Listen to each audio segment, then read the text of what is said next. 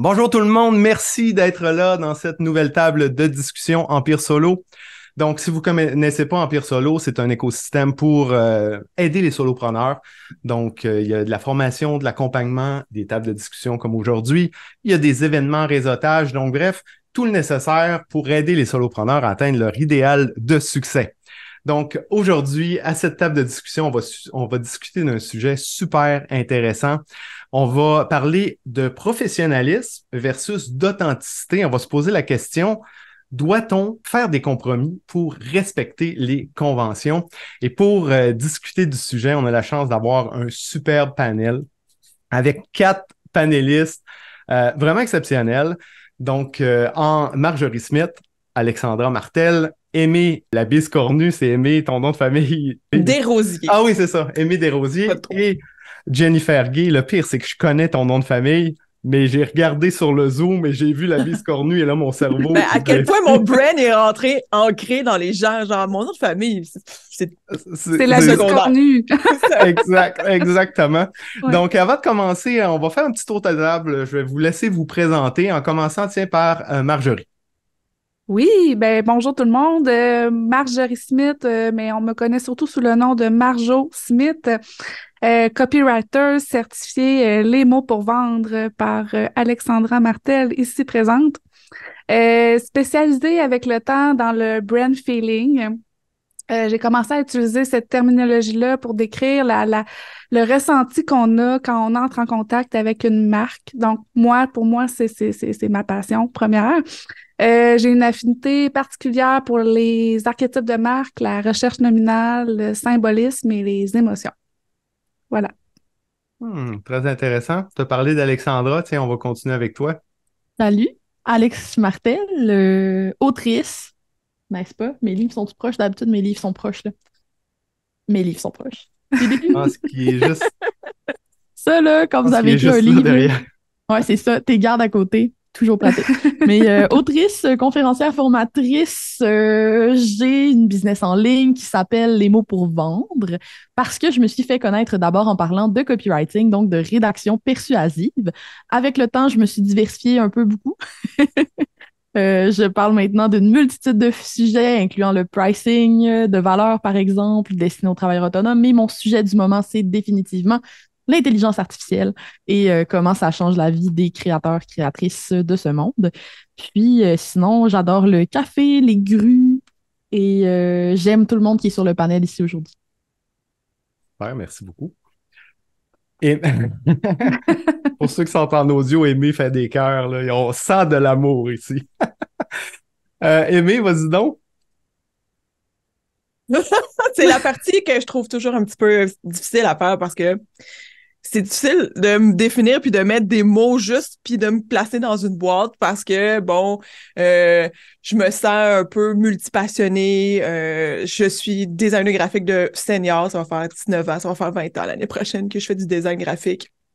Fait que c'est vraiment un sujet, donc, le branding, ces choses-là, la communauté des designers graphiques, c'est vraiment un endroit où j'ai roulé ma bosse longtemps, beaucoup, avec amour. Mais encore avec passion maintenant, mais maintenant, ma boîte est comme plus large. Fait que maintenant, mon terrain de jeu, c'est nettement un calling, la passion qui vient de là. J'aime créer des univers de marques, mais faire du world building, faire des expériences en ligne mémorables autour d'un produit, d'un formation, d'un service, d'une personne, d'un brand, genre, puis de créer quelque chose de merveilleux que les gens peuvent expérimenter parce que je pense que les gens ont soif d'expérience en ligne.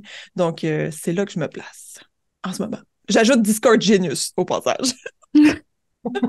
J'avais lu ça. Quand tu dis tu crées des expériences, est-ce qu'il y a de l'événementiel au travers de tout ça ou ça reste au niveau du C'est design, en puis, au ligne, design de l'expérience? si c'est une expérience en ligne, I'm there for that. OK. Super intéressant, merci. Et Jennifer, Oui, de ton côté, vas-y donc. moi j'ai pas de livre, mais j'ai des diplômes que je peux vous montrer. Yeah! Donc, je suis avocate en droit des affaires, j'ai mon propre cabinet. J'ai aussi une autre entreprise de services et de produits animaliers. Donc, je suis entrepreneur de 2 entreprises. J'enseigne aussi le droit dans le parcours, le lancement d'entreprise dans 2 CFP de la région de Québec. Donc, moi, le sujet, là, ça m'a vraiment interpellée parce que quand tu fais partie d'un autre professionnel, tu es déjà hyper limité par tout ce que tu dis, tout ce que tu fais. Et moi, quand j'ai démarré mon cabinet en 2017, c'était important d'être très actif sur les réseaux sociaux. Je le suis encore, je suis beaucoup reconnue par ça.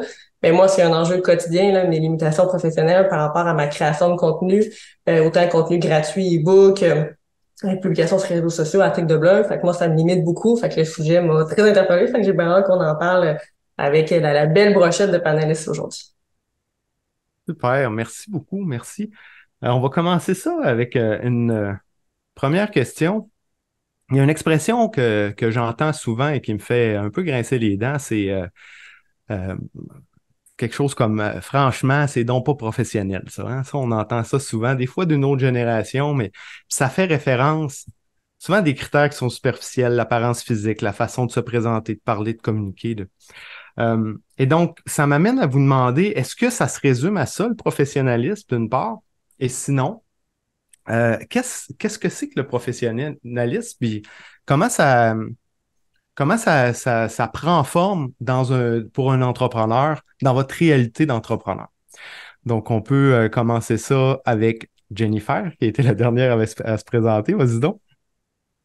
Moi aussi, c'est un gros enjeu, surtout dans le monde du droit, là. Ça reste un milieu qui est encore hyper conservateur, hyper archaïque. Moi, sur mon site web, je pense que je suis la seule au Québec qui tutoie sur mon site web d'avocate. J'ai beaucoup de prospects qui me le disent, genre, hey, moi, le tutoiement, je trouve ça un peu intense, puis c'est bien correct. Mais moi, ça fait partie de ma vibe. Je suis quelqu'un d'hyper friendly et ça, c'est dans tout, là. Avec mes amis, avec mes clients, avec mes élèves, je parle de la même manière, peu importe à qui je parle. Fait que moi, c'est important de... Puis je crois pas que le fait de tutoyer soit un manque de professionnalisme ou un manque de respect. Et moi, c'est important, surtout dans mon milieu, il y a encore beaucoup de peur de tout le monde de consulter un avocat. Même quand normalement, en droit des affaires, on va consulter un avocat, oui, quand ça va pas bien, mais idéalement quand ça va bien, parce qu'on veut créer une entreprise ou on veut la faire aller à un autre niveau. Donc, généralement, quand on va voir un avocat en droit des affaires, c'est pour une bonne nouvelle, parce que tout va bien. Mais il y a encore cette peur-là d'aller consulter un avocat. Et moi, je me disais, ben si je tutoie dès le départ, si je me montre friendly comme je suis vraiment, sans avoir à garder le protocole et le conventionnisme que mon milieu exige, ben je pense que je vais briser cette barrière-là et c'est ce que je veux. Je veux que les gens puissent être outillés et être protégés au lieu de dire, ben moi, j'ai peur d'aller consulter un avocat parce que si ça, tel préjugé. Ben crème, là, je vois une avocate qui me parle en me tutoyant sur son site web, je vois ses vidéos, elle sac dans ses vidéos. Écoute, moi, je mets des emojis dans mes books, là, c'était assez chill, mes affaires. Fait que moi, il y a un gros enjeu pour ça. Des fois, écoute, même mon chum me dit, ah, ouais, Jen, le tutoiement. Je suis comme, ben, moi, je suis comme ça, puis je trouve pas que c'est un manque de respect, puis je trouve pas que c'est un manque de professionnalisme. Je pense que le professionnalisme vient beaucoup par l'intégrité. Et pour moi, c'est intègre de parler à mes clients comme je parle à mes amis dans tous les jours. Et pour moi, ça, professionnalisme et intégrité vont de pair. Et je pense pas que si pour toi, c'est le tutoyer, si pour toi, c'est le vouvoiement, ben, il y a moyen d'être professionnel là-dedans, pareil. Comment tu réagis, avant de passer à quelqu'un d'autre, comment tu réagis devant un client qui te reproche en quelque sorte le fait que tu tutoies sur le site web ou que tu l'abordes en le tutoyant? Ben, moi, c'est exactement ça que j'explique. J'ai écrit, écoute, moi, je tutoie tout le monde dans la vie, tout simplement parce que je veux créer cette proximité-là. C'est important aussi, moi, je mise beaucoup sur l'accessibilité, justement, pour qu'il n'y ait pas cette distance-là entre le client et l'avocat, pour encore une fois briser la barrière de la peur.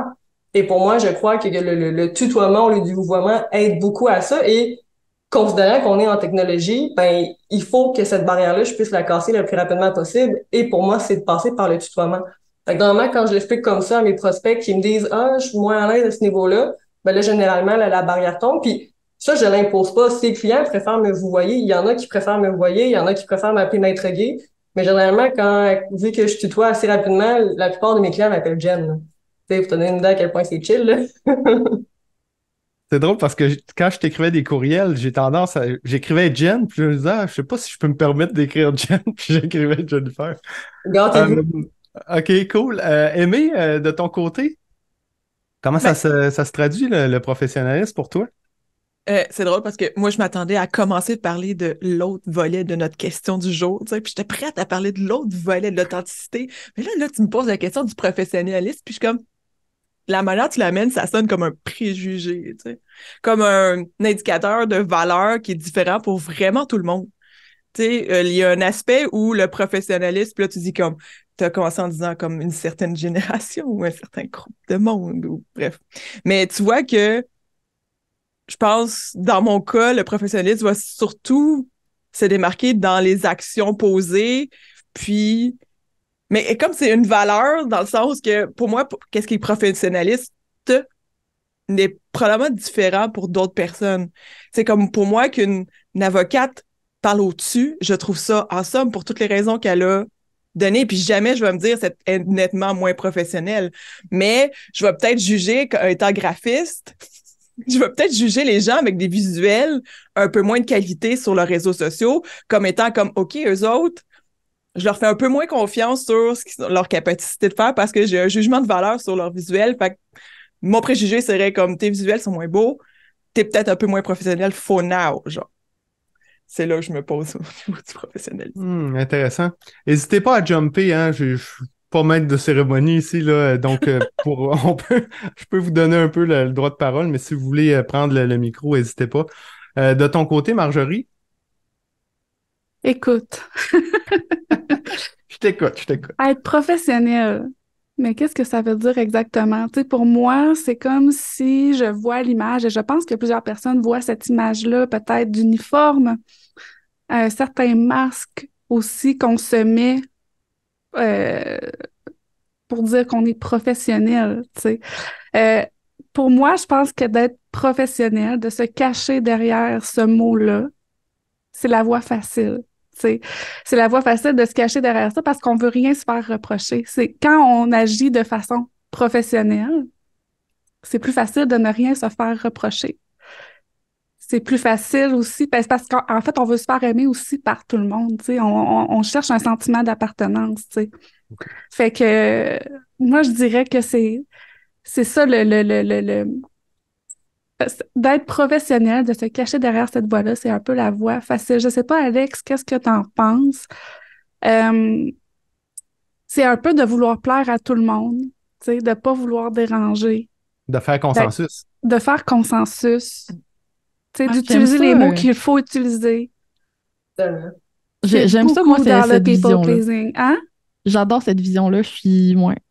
Moi, en fait, j'ai jamais vraiment aspiré à être professionnelle. Mais j'avais hâte, Alex, que t'en parles, tu sais. Non, mais tu sais, j'y pense, là, puis ce qui me rendait inconfortable, moi, j'ai étudié en droit, tu sais, comme Jen avant, puis ce qui me rendait inconfortable le plus dans le milieu d'avocat, parce que moi, j'ai travaillé en cabinet, j'avais aucune idée à cette époque-là qu'on pouvait être à son compte, là, comme ça m'avait même pas traversé l'esprit, mais, tu sais, j'avais toujours l'impression de me déguiser, de devoir qu'il y avait des espèces de règles qu'il fallait que j'apprenne puis que j'obéisse à ces règles-là pour mériter le respect, en fait. Exact. Puis c'est vraiment en inadéquation avec mes valeurs parce que moi, en tant que personne, j'accorde de la curiosité puis du respect puis de l'attention à tout le monde, peu importe comment ils sont habillés, peu importe comment ils se comportent. Moi, je viens d'un milieu plus ouvrier aussi, fait que j'ai des gens autour de moi qui n'ont pas nécessairement un niveau de vocabulaire aussi élevé que ce qui était requis de moi en droit, tu sais, ce genre de choses-là. Fait que j'ai jamais vraiment aspiré à être professionnelle. Puis moi, au début de mon parcours, on m'a vraiment reproché mon look. Hein. C'est arrivé à plusieurs reprises. On m'a même déjà fait en pleine face, là, un coach vraiment connu de la ville de Québec m'a fait le commentaire que je réussirais plus vite puis que je ferais plus d'argent si je m'habillais mieux en réseautage. Parce que moi, j'arrivais en réseautage, tu sais, partout, là, peu importe où j'allais, dans quel groupe, j'arrivais en coton watté tout le temps. Puis en espadrille, justement, parce que je me disais, crime, si on est à notre compte, c'est toujours bien pas pour continuer de se faire dire quoi faire comme c'était le cas quand j'étais employée, tu sais. Puis j'avais pas envie d'adhérer à ça. Puis moi, j'aspirais à être reconnue pour ma compétence, mon cerveau, mon intelligence, mes idées. Je n'aspirais pas à être reconnue parce que j'intimidais les gens par mon habillement. C'est ça, je pense que le professionnalisme est plus dans l'air que dans le paraître. Tu sais, je me rappelle, Alex m'a déjà raconté, tu as fait une présentation devant un avocat, puis tu avais ta tunique de dinosaure, je pense, qui était un pyjama. Oui. Mais moi, je me dis ça, là, moi, je vais voir une conférence pour le contenu, puis Alex a fait du deliver de malade, là. Je veux dire, son contenu est pertinent. Tu sors de là, tu as le cerveau bouillant, tu peux déjà appliquer ce qu'elle t'a enseigné. On s'en sac de ce qu'elle apporte, on s'en sac qu'elle a les cheveux mouillés, pas peignés, lichés, maquillés, pas maquillés. Pour moi, le professionnalisme, c'est dans le deliver, le fait qu'elle soit top-notch, elle fait sa présentation, qu'elle est préparée, elle est prête à répondre aux questions. On peut tout y lancer, elle va tout répondre. Pour moi, c'est ça du professionnalisme, bien plus que de quoi elle a l'air puis qu'est-ce qu'elle apporte pour faire sa présentation. Rendu là, on s'en contre-crisse. Ouais. Je vous ai dit que je chacrais des fois. Ouais, c'est ça. Puis tu peux bâtir ta crédibilité autrement. I guess que le point que j'aimerais amener, par exemple, c'est que c'est vrai que c'est un accélérateur de crédibilité. Tu sais, c'est vrai que les gens te prennent plus au sérieux en réseautage si tu arrives habillé d'une certaine façon. Genre, c'est un fait. Là. Moi, quand j'étais pas connue, mettons, là, puis que personne savait qui j'étais, il y a plein de gens qui me parlaient pas en réseautage, genre qui m'ignoraient carrément. Là. Ça m'est arrivé à de nombreuses reprises parce que j'avais pas de street cred. Tu sais, genre, personne savait j'étais qui. Fait que moi, j'étais comme le underdog, puis je savais que mon but, c'était de trouver une opportunité de prendre la parole. Parce que dès que j'avais l'opportunité de prendre la parole, là, j'étais capable d'impressionner par mes capacités, en fait, d'oratrice, tout simplement. Fait que faut quand même avoir tu sais, je comprends aussi pourquoi pour certaines personnes, c'est peut-être plus facile des fois de se conformer. Puis c'est correct que ce soit pas, tu sais, que tout le monde n'ait pas envie de se taper cette espèce de passage-là où personne c'était qui, puis tout le monde te juge parce que tu t'es pas conformé au groupe. T'sais, surtout si tu vas, par exemple, à la jeune chambre de commerce ou à des places un peu plus corpo, faut avoir les reins solides. Mais est-ce que ça m'inspire plein de questions, là, ce que vous dites. Parce que je me dis, est-ce que, au contraire, en voulant trop se conformer, puis en mettant trop d'importance à notre apparence, puis à des choses comme ça qui sont superficielles, ben ça nous fait un peu déroger de ce qui est le plus important. Tu sais, quand tu dis, ah, les gens voulaient pas me parler, mais en réalité, tu es peut-être la personne dans la place qui a le plus de choses à dire, qui a de plus de pertinence à offrir. Mais tous ces gens-là vont s'en priver à cause de leur propre jugement qui leur est imposé en quelque sorte par la société, là. Mais est-ce que c'est ça? Est-ce que ça voudrait dire que ben, on devrait changer cette façon-là de voir les choses? Puis on devrait peut-être commencer à accorder notre attention davantage à la pertinence de la personne plutôt qu'à ce qu'elle a l'air puis sa façon de s'exprimer? Ben, puis là, tu mets le doigt sur, puis là, après, je vais laisser parler les filles là-dessus, mais je peux pas m'empêcher de le nommer. Tu mets le doigt sur l'importance d'être plus inclusif, en fait. Parce qu'ultimement, à qui ça sert ces codes-là du professionnalisme, tu sais? Ça sert à un certain type de personnes qui réussissaient d'une certaine façon. Ça sert des gens qui ont grandi dans un certain milieu, qui connaissent cette étiquette-là, ces codes-là. Ça sert des personnes qui sont capables d'évoluer dans ces milieux-là. Moi, quand j'ai étudié en droit, j'ai suivi un cours d'étiquette parce que j'avais jamais été dans des restaurants chics. Je ne savais pas comment me comporter correctement en société, entre guillemets, tu sais. Fait qu'en étant plus en étant plus laxiste dans les codes de ce qui est professionnel, puis en dérogeant à cette espèce de vision hyper rigide-là, on permet à des personnes qui viennent de milieux plus diversifiés, qui ont par exemple peut-être un handicap physique, qui viennent peut-être d'un milieu plus ouvrier, whatever, de prendre la place qu'ils ont droit dans le milieu des affaires. Puis pour moi, ça rejoint l'inclusivité. Puis je rebondis sur ce qu'Alex vient de dire, mais c'est vraiment un enjeu sociétal. Puis je comprends Alex d'avoir fait un cours d'étiquette parce que au niveau du droit, là, tous les préjugés, malheureusement, sont la plupart véridiques, là. Juste pour avoir accès au stage, parce que t'as pas le choix de faire des stages pour devenir avocat, c'était dans des critères d'évaluation des cabinets. Ils t'amenaient dîner, puis si, par exemple, tu salais ton plat avant d'y goûter, ça, automatiquement, t'étais refusé en stage. Donc, l'étiquette et l'apparence et la façon dont tu te comportais, c'était des critères d'évaluation pour savoir si tu allais faire ton stage ou pas. Et si tu fais pas ton stage, tu deviens pas avocat. C'est creepy à ce point-là, là. Donc oui, il y a énormément d'éducation à faire, là. Mais ça, c'est carrément discriminatoire. Tu mets une barrière à l'entrée et pour éliminer des personnes qui pourraient être très compétentes et pertinentes.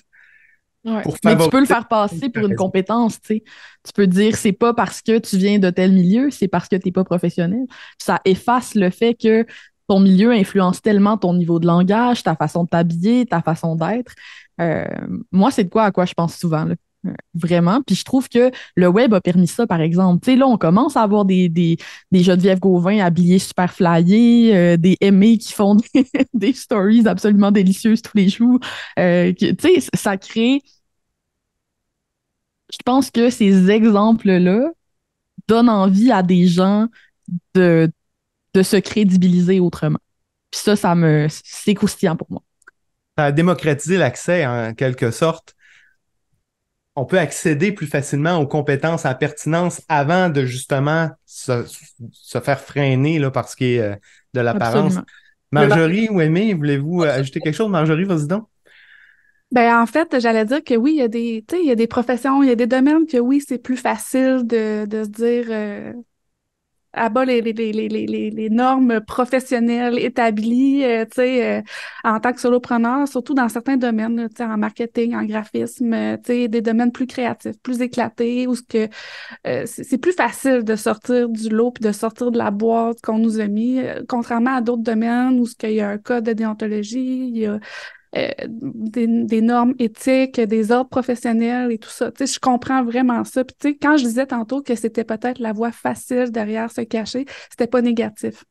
C'était parce que, oui, tu sais, il y a des domaines où c'est plus difficile d'arriver puis que c'est notre première impression qui fait foi de tout.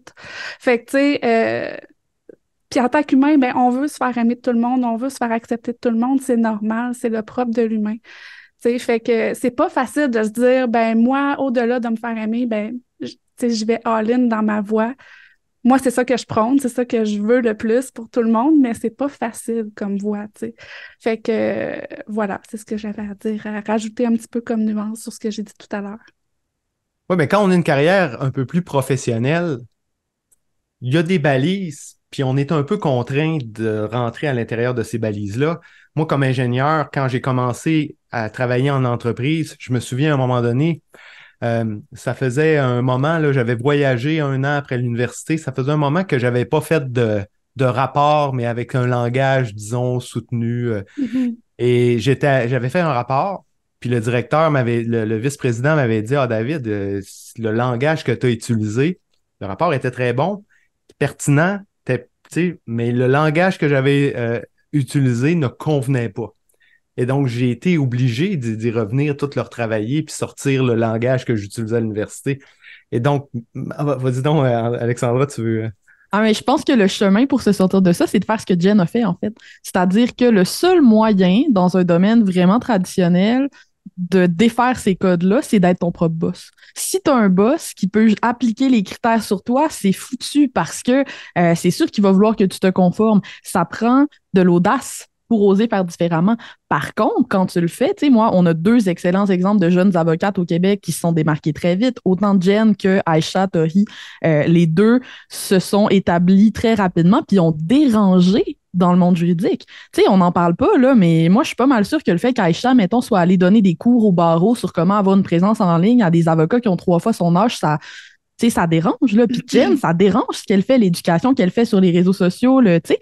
Fait mais le moyen d'être capable de faire bouger ces milieux-là, c'est de se sortir des structures existantes pour créer quelque chose de nouveau.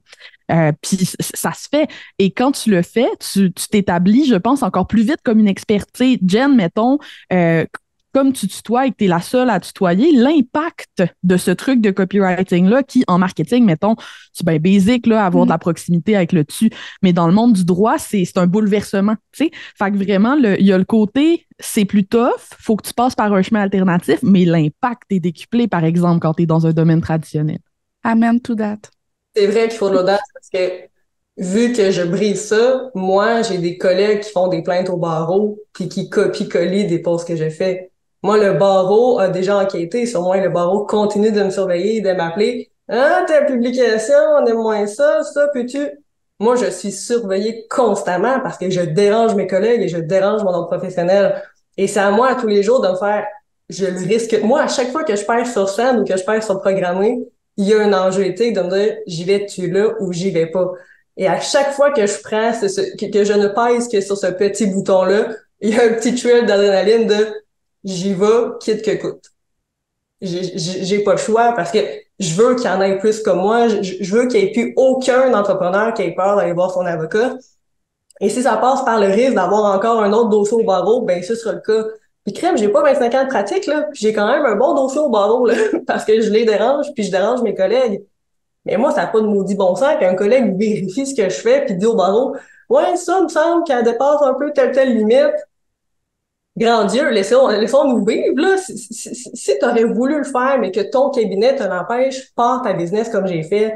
Si ça, tu sais, c'est aussi un enjeu de, on peut-tu se laisser vivre, Seigneur. Hey, moi, si je ferais juste ça, regarder ce que mes collègues font, j'aurais pas de temps pour travailler, là. On va se demander ce que ça va prendre pour que les autres professionnels évoluent puis arrivent en 2023, mais presque 2024. Première chose que Stéphane Mignot, qui était psychologue, m'a dit qu'il va offrir un atelier. Quand je lui ai dit, vas-tu vouloir faire la promotion de ton atelier? Il m'a ramené ça à son ordre professionnel. Ah ben, on est limité au niveau de la promotion, on peut pas faire ci, on peut pas faire ça. Tu sais, c'est des limitations en plus d'un point de vue d'entrepreneur qui font aucun sens. Ouais. Ben, puis ça met les populations en danger. Puis là, ça, là, c'est vraiment, je me permets de le dire parce que moi, je suis pas dans un ordre professionnel puis j'ai le droit de chialer, là. Mais moi, je considère que les autres professionnels, en empêchant leurs membres de faire du marketing sur le sens du monde en fonction des codes de 2023, ils mettent le public en danger, alors que leur mission, c'est d'aider le public. Puis pourquoi? J'allais Parce dire qu'ils ça. laissent la porte grande ouverte à des personnes qui ne font pas partie d'un ordre, qui s'improvisent par exemple, comme thérapeutes, qui s'improvisent en conseil juridique de toutes sortes ou whatever, alors qu'ils ne sont pas dans un ordre. Puis ces personnes-là, justement, parce qu'ils sont pas dans un ordre, peuvent mettre des témoignages, peuvent radoter, peuvent faire des études de cas, peuvent faire des promesses qui n'ont pas de bon sens. Ils ont accès à tout un arsenal persuasif qui est pas disponible pour nos psychologues, nos thérapeutes, nos avocats, et ça met le public en danger. Fait qu'à un moment donné, moi, je suis pas dans un ordre, j'ai le droit de chialer. Faites de quoi les ordres? Là? Genre, arriver en ville, il faut que vous aidiez vos membres à se mettre de l'avant, à avoir le contrôle sur leur modèle d'affaires, leur pricing, puis leur marketing. Vous mettez le public québécois en danger. C'est ça qui est terrible, parce que les autres professionnels se vantent d'exister pour protéger le public. Exact. Les professionnels sont là pour protéger le public. Puis comme tu dis, hey, moi, le nombre de posts que je vois ces groupes Facebook d'entrepreneurs pour un conseil juridique, et là, ça va dans tous les sens. Moi, je peux pas dire le vrai conseil juridique parce que mon ordre professionnel me le limite. J'ai pas de mandat. Moi, tout ce que je peux répondre, c'est, hey, Contacte-moi. contacte-moi, puis on va en discuter. Puis là, après ça, je me fais dire, ben là, t'es avocat, dis-le la bonne affaire. Je peux pas. L'ordre professionnel je peux pas. Si je fais, j'outrepasse mes devoirs déontologiques et moi, je peux être radie juste pour ça. Ouais, c'est ça. J'ai des conséquences si je conseille. Mais là, après ça, elle voit 12 000 conseils qui vont partout, puis une avocate qui dit, viens me voir. Elle va-tu payer pour des conseils quand elle vient d'en avoir 12 gratos? Ben non. Ben non.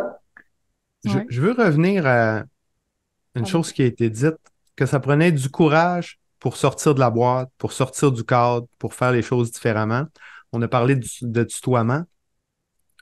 Puis Aimée, je pense que tu es une de celles qui sortent beaucoup de la boîte, qui sort du cadre dans son image, dans ta façon de faire.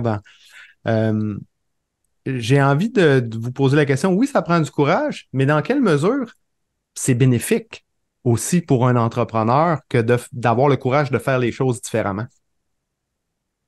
Là, je vais comme, oui, mais attends un peu. Tu sais, est-ce que, dans le fond, comme faire les... Moi, je me pose pas la question comme, je me pose pas la question. Je me la pose presque plus. Je vais nuancer ça. Parce qu'il y a des jours où ça te tente moins, où il y a des jours où tu dis qu'est-ce que les gens vont dire, il y a des jours où tu vas faire comme, OK, ça y est, je vais faire ça, ils vont me juger, je vais me sentir comme la merde. Pourquoi je le fais, tu sais? Fait que là, dans le fond, c'est de la projection vers l'avenir, tu sais pas ce qui va se passer. Dans tous les cas, il y a souvent un moment où pourquoi tu ferais pas, pourquoi t'es pas toi, tu sais, on peut bifurquer vers l'authenticité, là, mais c'est-tu plus difficile d'être toi? Tu sais, aujourd'hui, là, j'ai mis mon t-shirt Unicorn Rider pour venir comme à une table ronde en me disant, pas en me disant comme, faut bien que je m'habille puis je me maquille, puis je me suis dit, hey, je vais m'habiller confortablement parce que je vais être assis puis j'aurai une conversation, puis ça va être le fun. Tu sais, il y a un côté où le courage, oui, tous les jours, tout le temps, mais en même temps, c'est comme, j'aimerais ça que les gens trouvent ça plus naturel. Tu sais, qu'on se sente pas obligé de mettre le masque du professionnalisme ou, tu sais, le masque, les stratégies ou le décorum de l'entrepreneuriat nous dit de faire, tu sais, puis tu sais, parce qu'au fond, tu sais, on est tous un peu comme tout le monde, tu sais, on crave tout un peu la même affaire, là. Oui, puis au final, pourquoi on suit les personnes, tu sais, pourquoi on s'abonne au réseau d'Alex ou d'Aimé? C'est pour la pertinence du contenu. Tu sais, moi, Ben j'en oui. connais des professionnels qui s'habillent professionnellement puis qui ont une esthétique professionnelle. Mm. Dans la pertinence du contenu, il n'y a rien, c'est vide.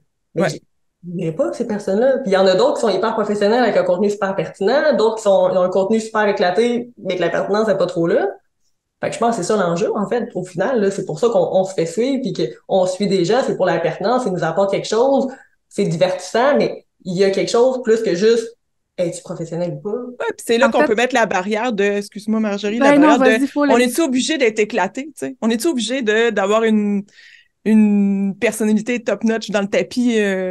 C'est pas, tu sais, moi je suis comme ça, là, c'est naturel, ça vient de même, genre. Mais une personne qui enlèverait le masque de ce professionnalisme-là, tu sais, ça veut pas dire que c'est quelqu'un qui fait le party, puis qui porte des couleurs, puis qui fait Non, des c'est ça. balles, puis porte une couronne, je sais pas, tu sais. J'allais dire, en fait, pour rebondir sur ce que Jennifer disait, c'est au-delà de la pertinence, pour moi, il y a vraiment, les personnes que j'aime le plus suivre, c'est les personnes qui s'assument le plus. Au-delà de la pertinence, c'est pas toujours pertinent ce que ces personnes-là vont dire, tu sais, puis c'est pas grave parce que cette journée-là, moi, j'ai le goût d'être en contact avec l'énergie de cette personne-là. Qu'est-ce qu'elle a à m'apporter? Je sais même pas qu'est-ce qu'elle va me dire, mais peut-être qu'il y a une petite chose qu'elle va me dire cette journée-là que moi, dans mon timing à moi, en ce moment, ça va tout changer, tu sais. Fait que j'aime suivre les personnes qui s'assument dans leurs propos, qui assument leur posture. Moi, j'appelle ça beaucoup la posture d'artiste, là, d'être l'artiste de sa marque, qui s'assume là-dedans, tu sais. Puis moi, c'est les personnes auxquelles je vais m'abonner. Puis c'est pas toujours, comme j'ai déjà dit à Alex, c'est pas toujours des personnes qui sont pareilles comme moi. Souvent, il y a beaucoup de personnes opposées à moi, tu sais. Mais ils viennent chercher des choses que je cherche à combler aussi chez moi, tu sais. Fait que, ouais, c'est ce que j'aurais à dire sur l'authenticité. Ben, c'est ça, on fait le pont un peu avec l'authenticité, tu sais, c'est-à-dire, oui, c'est cool, là, si t'es original, puis drôle, puis éclaté, puis que t'as pas de Ouais, bon sens, puis que tout le kit, c'est super, tu sais, bijou. Mais il y a aussi des personnes que leur naturel, c'est d'être timide ou introverti ou calme exact. ou relax ou apaisante ou whatever. Puis ces personnes-là, ils ont le droit d'exister puis d'être chill. Tu sais. Vraiment. Puis Absolument. ces personnes-là, souvent, ne se rendent pas compte à quel point ils peuvent être charismatiques, en fait, parce que on est souvent attiré par notre opposé. Moi, je crois vraiment à ça, là, genre niveau tempérament. Là, moi, les personnes qui me ressemblent me tapent vraiment ses nerfs. J'ai pas beaucoup d'amis qui sont aussi hype que moi parce que ils me fatiguent. Si je vois tous les défauts qui m'énervent chez moi, chez les autres, c'est encore pire. Fait que moi, mon conjoint, par exemple, c'est quelqu'un de super apaisant, super calme. Mes amis autour de moi, c'est des personnes apaisantes, reposantes même, là, que tu sais, quand tu es avec eux, tu te sens posé. C'est ça le sentiment que je cherche. Puis il y a beaucoup de professionnels que j'adore suivre qui ont plus cette énergie-là, tu sais, une énergie c'est ça, de ne pas être mêlé autant que moi, tu sais. Ils ont l'air de savoir ce qui se passe, là, tu sais, c'est le fun. Ah. Ouais, vraiment, les voix des différents entrepreneurs, tu sais, ils ont le droit d'être colorés à différentes façons, tu sais. Puis j'ai déjà fait une série sur mon blog là-dessus, mais tu sais, vraiment pour décrire le fait que même si tu es quelqu'un de plus rêveuse, idéaliste, tu sais, tu as le droit d'exister, puis tu peux quand même créer la révolution dans ton industrie, tu sais. T'es pas obligé d'être rebelle, t'es pas obligé de crier fort, t'es pas, tu sais, fait que tu peux vraiment être une personne hyper ordinaire, mais les personnes vont connecter à toi parce qu'ils se reconnaissent en toi, tu sais, ils reconnaissent ton ordinaire et que moi j'adore d'ailleurs, j'adore l'ordinaire. Euh, les gens peuvent te suivre parce que tu es quelqu'un de divertissant, mais ils peuvent aussi te suivre parce que tu es quelqu'un d'extrêmement euh, posé ou tu es quelqu'un qui vit à travers ses sens, qui est complètement amoureuse de tout. Tu sais, comme peu importe pourquoi les gens te suivent, tu sais, il y a vraiment différentes couleurs de voix. Euh, Puis chaque personne, chaque personnalité peut créer la révolution dans son industrie. C'est juste d'incarner ça, de l'assumer, cette posture-là, puis le reste suit. Qu'est-ce que vous pensez de personnes? Parce que Aimé disait, moi j'ai une personnalité qui est forte, mais ça me vient naturel. Qu'est-ce que vous pensez des personnes qui vont opter pour un alter ego?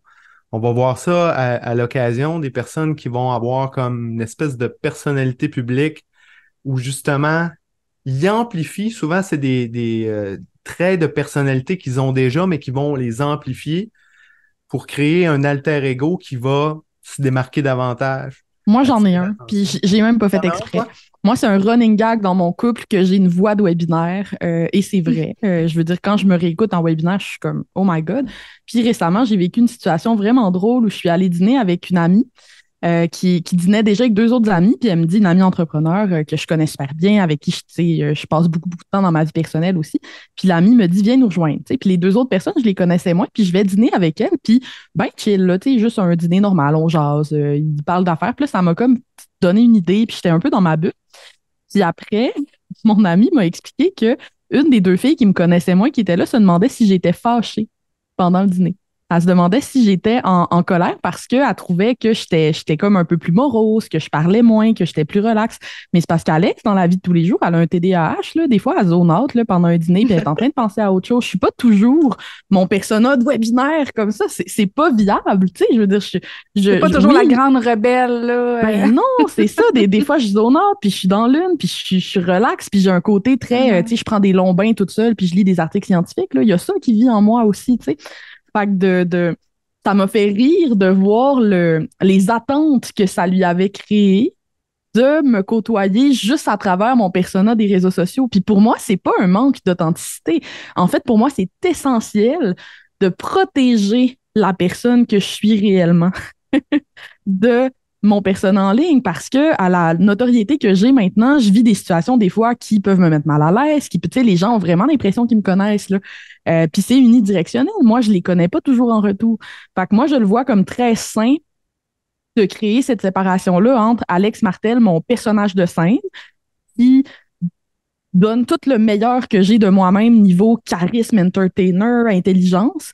Mais chez moi, tu sais, je peux me permettre d'être là. C'est ta job, tu sais, je veux dire, c'est le carcan, c'est pas le carcan, mais c'est une performance. C'est une performance comme moi, mon compte, là, c'est professionnel. Dans le sens que c'est mon compte pro, je mets très peu de perso dans ma vie, genre.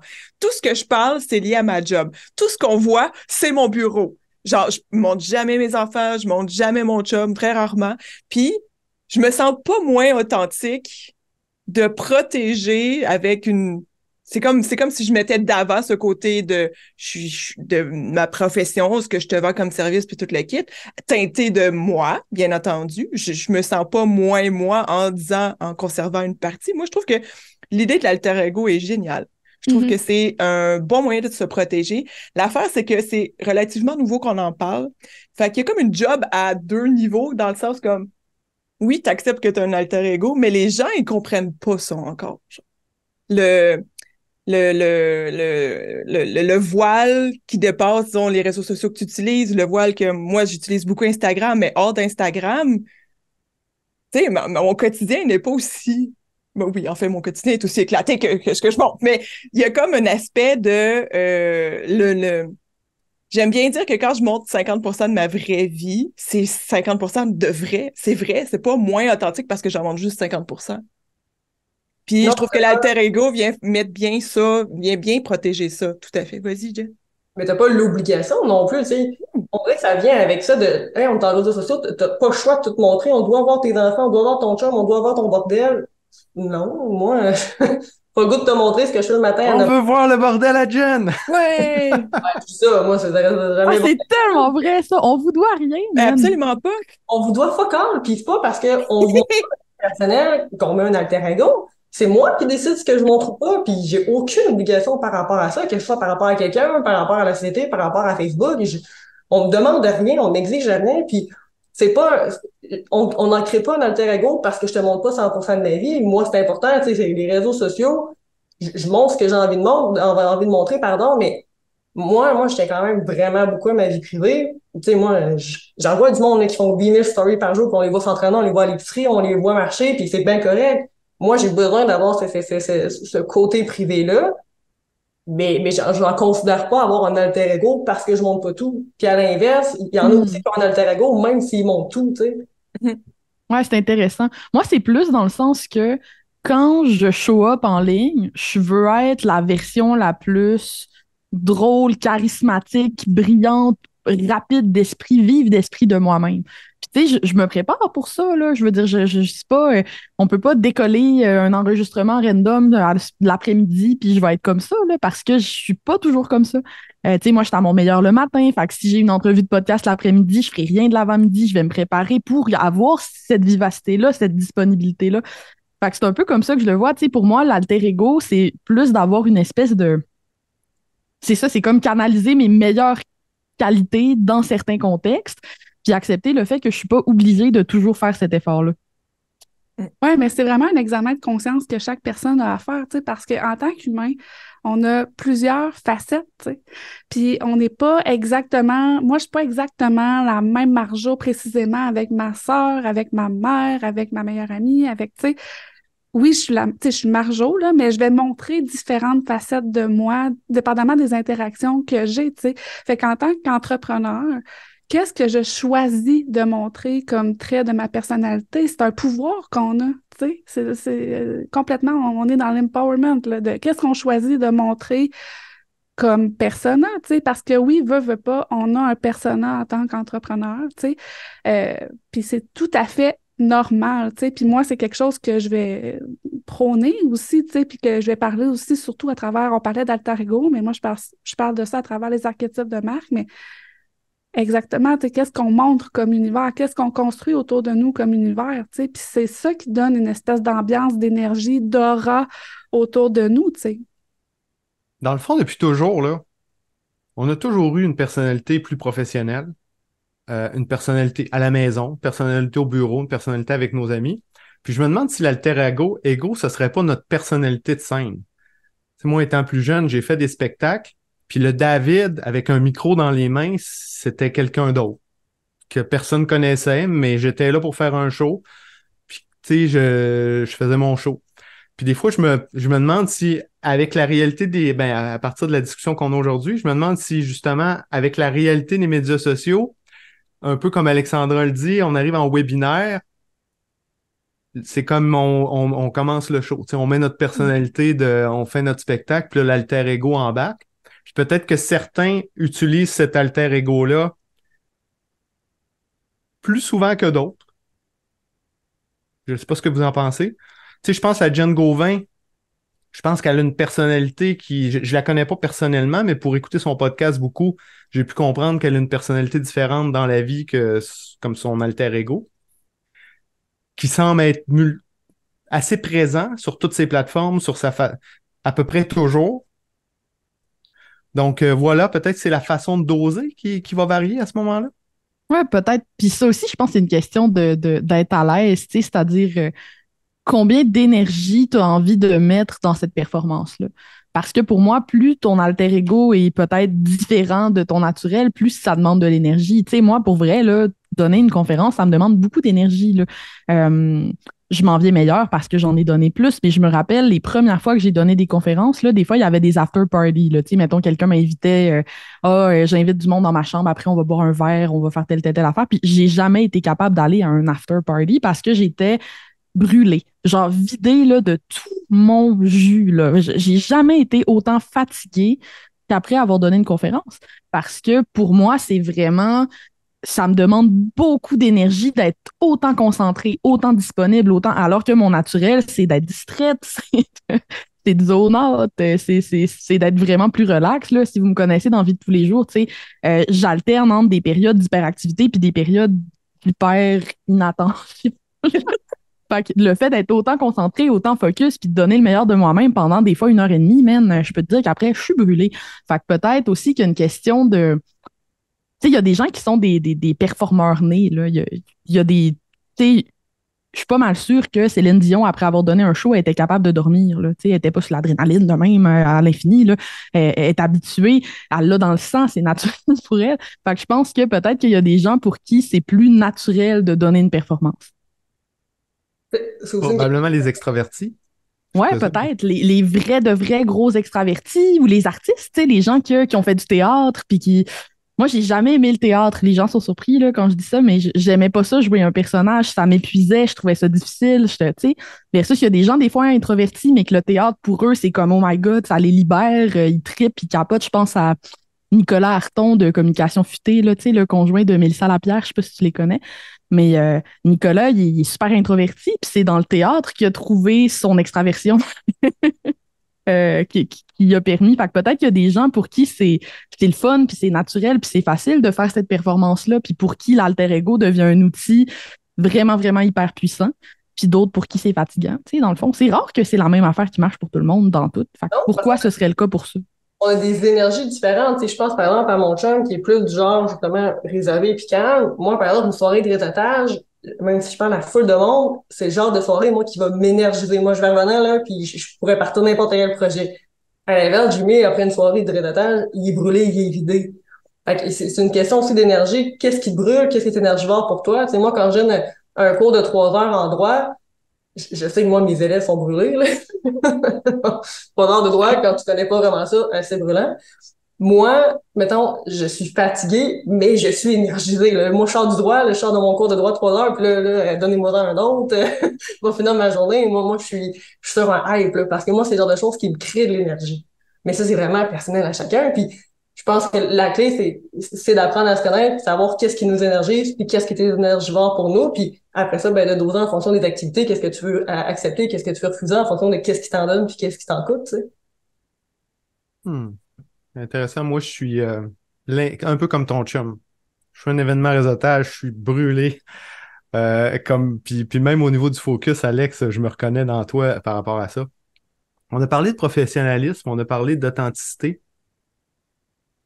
J'ai l'impression que, dépendant du secteur où on se retrouve, de notre activité, on doit un peu jongler entre les deux. Comment justement vous jonglez entre les deux? Est-ce que pour vous, c'est full authenticité ou vous allez vous adapter par rapport aux besoins de vos clients, aux attentes de vos clients? Ce qu'ils attendent de vous en termes, dans le cas de Jen, c'est les attentes aussi de ton ordre professionnel. Comment on fait pour jongler avec Moi, tout je ça? m'adapte pas, c'est un choix conscient, c'est plus long, mais ça se passe quand même.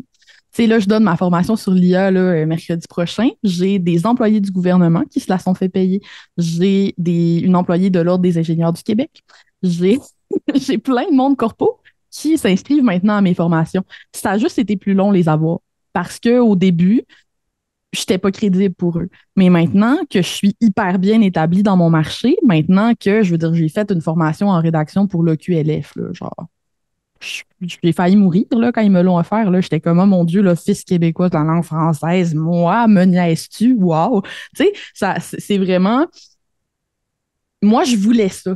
Je voulais que les gens viennent vers moi à mes conditions. J'avais confiance que ça allait arriver.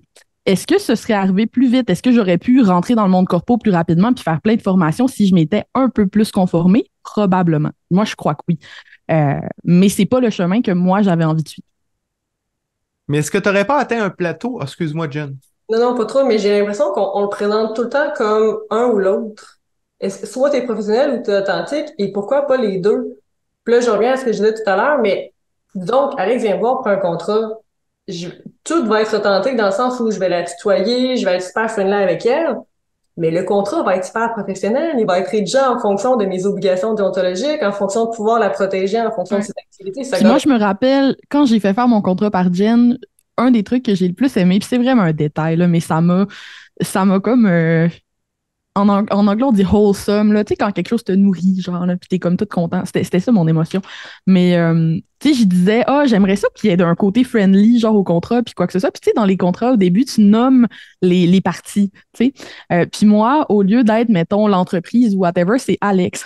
Fait que dans mon contrat, c'est genre Alex va faire telle affaire, tu sais. Puis c'est niaiseux, là, c'est un tout petit détail, mais ça rend le contrat vraiment plus, ça me ressemble plus, genre tout en gardant un langage qui me protège, puis j'ai vraiment apprécié. Genre, je trouvais que c'était un bon exemple justement d'adaptation qui, moi, me faisait plaisir, puis qui, en même temps, obéissait au code du droit parce que crime, c'est un contrat. C'est ça, tu sais, si moi, avocat, je suis capable de mixer professionnel et authenticité, pourquoi personne peut le mixer? C'est pas vrai que c'est un ou l'autre. Moi, je crois vraiment que les deux peuvent coexister à 100%, là.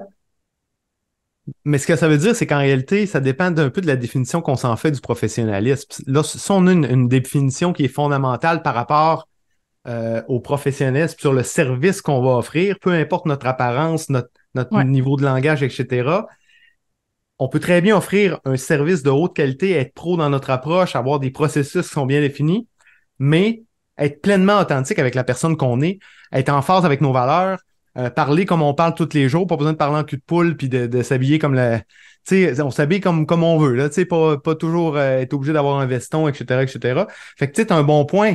C'est à partir du moment qu'on considère le professionnalisme comme étant comme les éléments qui sont plus fondamentaux et non pas superficiels, que là, on est en mesure d'aligner les deux. Mais Alexandra, par rapport à ce que tu as dit, là, je voulais te poser la question. Est-ce que, là, c'est vrai que ça a été plus lent, le fait que tu as été 100% fidèle à toi-même. Tu as eu ton chandail rouge. Je ne sais pas si c'était celui des dinosaures, mais je me souviens de ton chandail rouge que tu avais même en conférence. Tu l'as eu pendant une longue période, puis pour toi, tu l'avais parce qu'il était confortable. Puis, tu sais, c'est ça, je trouve que ça reflète bien ton approche de dire, ben moi, je suis confortable dans ce chandail-là. Si t'es pas content, regarde ailleurs. Ou, tu sais. Bref, ça a été un peu plus lent, mais par contre, ça t'a permis, je pense, d'atteindre un niveau de notoriété qui est plus élevé, qui fait qu'aujourd'hui, je pense que si tu avais été pas en phase avec la personne que tu es vraiment, à un moment donné, tu aurais peut-être stagné. Alors que là, ça t'a permis vraiment d'y aller un petit peu plus long, mais je trouve que les sommets sont probablement plus hauts. Je sais pas qu'est-ce c'est que t'en sûr que, tu sais, c'est un principe de base du marketing, là. Si tu veux te démarquer, il faut que ce soit différent. C'est la base, là. Je veux dire, comment tu veux te démarquer en faisant comme tout le monde? C'est ça, se démarquer, guys, là. Les gens, ils me font rire. Tu sais, des fois, quand t'es copywriter, là, t'as des clients, je veux que ça se démarque, mais je veux vous voyez. Tu sais, je veux dire, à un moment donné, se démarquer, c'est briser des codes. C'est ça, se démarquer. C'est briser des codes. Fait que si tu veux te démarquer en brisant aucune règle, tu veux pas te démarquer. Accepte-le, tu sais. C'est vraiment... Ouais, je pense que tu as raison. Je pense que j'aurais peut-être pas atteint le niveau de notoriété que j'ai là. Puis surtout, ça aurait été moins le fun. Puis c'est important pour moi que ce soit le fun. Tu sais, pour moi, c'est comme une revanche à cette heure que le corpo vienne me voir. Tu sais, je le vis vraiment comme une revanche parce que j'avais une écœurantite de ça. Je voulais pas ça. J'ai tellement rejeté ça. Puis là, je suis comme maintenant, vous m'aimez. Tu sais, vous me regardez de haut là, dans les réseautages, là, puis vous vous demandez c'était quoi cette bibite-là, puis maintenant vous me voulez, vous m'invitez, puis vous me payez là, des milliers de dollars pour que je vienne faire des conférences. Puis que, tu sais, c'est satisfaisant de réussir dans tes conditions. Fait que c'est sûr, Alex, parce que t'incarnes, on l'a dit tantôt, t'incarnes quelqu'un qui est à contre-courant. Fait que les gens vont te suivre parce qu'ils veulent aller chercher qu'est-ce qui est à contre-courant, sont attirés par ça, parce que c'est peut-être, comme je disais tantôt, quelque chose qu'ils cherchent à combler, tu sais. Mais pour d'autres personnes, se démarquer, c'est peut-être pas nécessairement briser les codes, tu sais. Il y en a que ça va peut-être passer par la surprise, tu sais, surprendre leur audience, tu sais. Il y en a peut-être que ça va passer plus par s'incarner pleinement, comme je disais tantôt, en tant que personne ordinaire qui est pareil comme la personne de l'autre côté de l'écran, tu sais. Fait que je pense que se démarquer, ça passe d'abord et avant tout par s'incarner, tu sais, puis s'assumer en tant que notre personnalité, qu'est-ce qu'on a le goût de mettre de l'avant. Puis oui, peut-être briser les codes, c'est un accélérateur, c'est quelque chose qui va provoquer le changement, puis c'est ça qu'on cherche à faire, puis c'est comme ça que les gens vont se sentir à notre contact. Mais ça passe pas toujours nécessairement par ça. Puis c'est pas tout le monde qui est prêt non plus à briser les codes et avoir les conséquences qui viennent avec, tu sais. Ça, c'est clair. Ça, c'est clair. Il y a des conséquences qui viennent avec. Oui. T'as-tu le goût de déranger, tu sais? Il y a ça aussi, là. Est-ce que tu es capable de supporter ce que ça va créer dans ta vie de déranger? Absolument. Absolument. Mais pour déranger, on n'a pas besoin nécessairement de parler fort, tu sais. Non. On peut juste comme créer la surprise, quelque chose d'inattendu, de funky. Mais pour moi, ça revient à briser les codes parce que, là, je m'excuse, moi, Marjo, on n'est pas du monde, en fort que tu nous arrêtes, là, on n'est pas du monde. On a déjà parlé genre 1h15 devant son char dans un stationnement. C'est notre personnalité. Mais pour moi, ça revient quand même à briser les codes. C'est juste que des fois, les codes sont éclatés. Exemple, si t'es dans un milieu où il y a plein d'artistes puis que tout le monde est genre super original, ben, qu'est-ce qui va surprendre? Ça va être d'arriver avec une approche scientifique, exemple. Là, tu vas te démarquer d'une façon... Tu sais, c'est différent se démarquer selon le milieu où t'es, en fait. Puis, mais ça n'empêche pas qu'il faut que tu zigues quand les autres zaguent. Sinon, tu vas finir par aller chercher de la notoriété quand même, puis tout, mais tu te démarqueras pas. Pour moi, se démarquer, c'est la définition du mot, c'est être différent de la masse. C'est être repérable dans le tout. Fait qu'il faut que tu sois différent du tout. Si le tout est corpo, il faut que tu sois pas corpo, mais si le tout est pas corpo, peut-être que tu es mieux d'être corpo, tu sais. Dépend du contexte. Ouais, mais pour moi, il y a plusieurs nuances là-dedans. En tout cas, bref. Vas-y, avec les nuances, on veut les entendre. Ben, j'en ai déjà parlé un peu, mais tu sais, ça peut, c'est tu sais, par rapport mettons, à ce que t'as dit. aimer, là, tu sais, aimer est plus dans une énergie. Allô? Une énergie ludique, surprenante, funky, éclatée. Elle va peut-être briser certains codes par la bande, mais c'est pas son énergie principale, tu sais. Fait que c'est plus ça que je veux dire, tu sais. Puis on peut être une personne douce, plus timide, plus rêveuse et tout ça, et quand même être à contre-courant un peu de qu'est-ce qui se fait dans son domaine ou de... Puis peut-être qu'il y a des gens qui vont suivre cette personne-là parce qu'ils ont le goût de rêver puis de voir tous les possibles et de, bon, d'avoir un certain idéalisme avec cette personne-là, tu sais.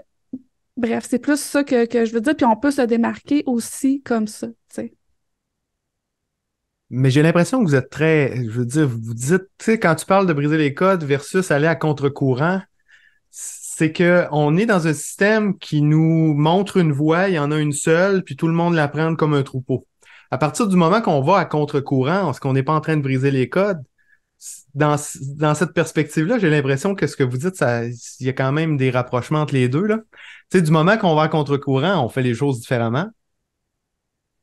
Si on le fait sans compromis, qu'on s'affirme, ça se peut qu'on brise les codes, tu sais. Fait que, en tout cas, bref.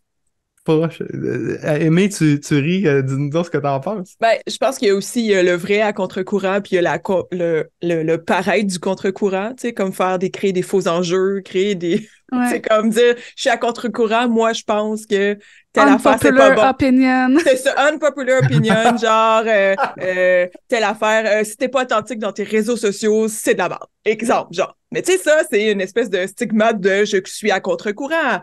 I hope so, genre, tu sais, look at me, j'ai une non populaire opinion, tu sais.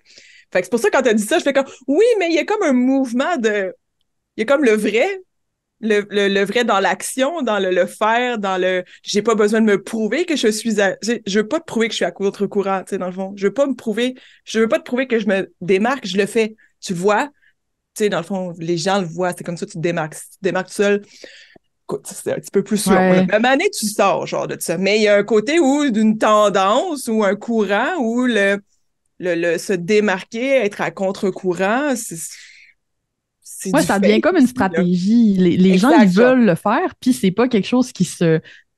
Tu sais, je comprends ce que tu veux dire. Ça a comme une énergie d'un enfant qui fait... Tu sais, quand les enfants sont dans la piscine, là, puis que là, ils font des chandelles, puis ils veulent vraiment que tu les regardes, genre. Oui. Ouais. Moi, Ben, c'est des ce fois, que il y a les comme une enfants tout le énergie temps. de ça un peu, là. Genre, Ouais. regarder toutes mes opinions impopulaires sur LinkedIn, puis moi, il y a rien qui me purge plus. Puis c'est peut-être parce que moi, j'ai cette énergie-là, justement, mais moi, il y a rien qui me purge plus que ça, by the way, là. J'ai fait un post récemment sur LinkedIn, là, puis là-dessus, parce que je suis vraiment tannée. Quelqu'un qui dit... Genre, oh, telle affaire, ça me dérange vraiment, non, non, non, puis qui parle comme s'il allait dénoncer de quoi, là, de majeur. Puis là, finalement, le punch, c'est que le truc qui dit tout le monde est d'accord avec, genre. Tu sais, il y a rien d'impopulaire là-dedans. Genre, pourquoi t'es en train de faire semblant, man, que t'es dans la rue en train de défendre les droits des opprimés? Quand tu dis, les recettes toutes faites, ça marche pas, ou genre, tu sais, des affaires que tout le monde est d'accord. Ça m'énerve, ça me fatigue. Ouais, fait que là-dessus, je te file, Aimé. Du ça nous softcore ramène- à contre-courant. Tu sais, c'est comme softcore. Genre, je suis à contre-courant, mais pas trop. C'est le bleu nuit du contre-courant, Ça mais passe bien, là. Mais ça Mhm. nous ramène au fake versus l'authenticité, ça, je trouve. Tu sais, à partir du Ouais. moment. Puis aussi, c'est de rentrer dans le stratégique sans oser le faire réellement. Parce qu'on s'entend, là, quand tu as une opinion impopulaire, une opinion impopulaire, si réellement elle l'est, t'as pas besoin de l'écrire, puis tu vas avoir de l'interaction parce que justement, ça va venir toucher des cordes sensibles chez Mm. plein de monde, puis ça va se voir en commentaire. Et chaque fois qu'on le voit là, en square bracket, là, unpopular opinion, Je veux mourir. il y a 3 likes et un commentaire. Il n'y a rien pour la raison que tu dis, Alex. C'est simplement parce que c'est stratégique, puis en réalité, c'est quelque chose que tout le monde sait, tout le monde s'attend, puis C'est inconscient, en fait, tu sais, quand je parlais que c'était plus facile de se cacher derrière certaines opinions, au début, c'est un peu ça, tu sais. Parce que, tu sais, en tant qu'humain aussi, souvent, on va fonctionner par imitation. Ah, telle personne a déjà exprimé telle opinion impopulaire. je vais l'exprimer moi aussi, puis moi aussi, ça va marcher mes affaires, tu sais. Fait que c'est un peu ça, tu sais, que les personnes inconsciemment peut-être essayent de faire, mais ce n'est pas durable, en fait. C'est jamais durable quand tu essaies de suivre l'opinion qui marche en ce moment. Tu sais. C'est un peu ça des fois, là, je regarde qu'est-ce qui marche en ce moment, mais c'est ça que je vais dire. Mais ce n'est pas durable. Moi, en quoi je crois? En quoi je crois? Qu'est-ce qui ressort tout le temps? Qu'est-ce que je dis tout le temps? Qu'est-ce que je crie tout le temps? Tu sais. C'est ça la vraie affaire. C'est ça qui dure. C'est la voie qu'on devrait suivre. Oui. Puis encore C'est une la fois, plus... ce que tu veux partager, si tes opinions impopulaires, t'as pas le goût de partir des débats là-dessus, parle-en pas. Non, c'est ça. Aussi. Moi, j'ai bien des opinions impopulaires. Moi, discuter les soirs de Noël ou les soirées un peu plus arrosées avec mes amis, mais sur Facebook, Messenger, LinkedIn, moi, je débat à la journée longue. J'ai pas le goût de débattre sur mes opinions impopulaires. Fait que moi, j'en parlerai pas sur les réseaux sociaux. Moi, on va attendre qu'on se parle one-on-one, puis là, on va argumenter une soirée de temps, on va faire plaisir. Mhm. Commenter sur les réseaux sociaux, non. Fait que moi, je décide de pas partager ça. Mais encore une fois, là, ça revient à qu'est-ce que tu peux partager puis qu'est-ce que tu peux pas partager. On n'a aucune obligation, grand Dieu. Voilà. J'ai le goût d'aller là, au niveau de la création de contenu. Quand on est stratégique, justement, on parlait d'être stratégique dans le but de vouloir faire des vues à tout prix. Mais est-ce qu'on doit prendre ça en compte, exactement ce que tu dis, Jen, de dire, bon, OK, dans quelle mesure je suis en train d'aller dans une direction juste pour peut-être les mauvaises raisons, pour faire des vues ou quoi que ce soit, ou je suis en train de partager quelque chose qui pour moi est un vrai principe. Je sais que ça va déranger, mais ça va me permettre d'avancer dans la bonne direction.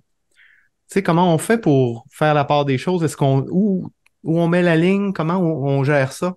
Opinion impopulaire pour vrai, là, mais moi, je m'en fous. Tu sais, ça m'arrive là, sur LinkedIn de faire, j'appelais ça, là, moins maintenant, mais tu sais, quand LinkedIn était à son top, là, puis que ça marchait au bout, puis qu'on était, des fois, j'avais 1 million de vues, là, tu sais, là, quand c'était la folie, là, puis que tu faisais des posts à 10 000 likes, là, genre une fois de temps en temps, là, puis que t'étais comme, mon Dieu, qu'est-ce qui se passe?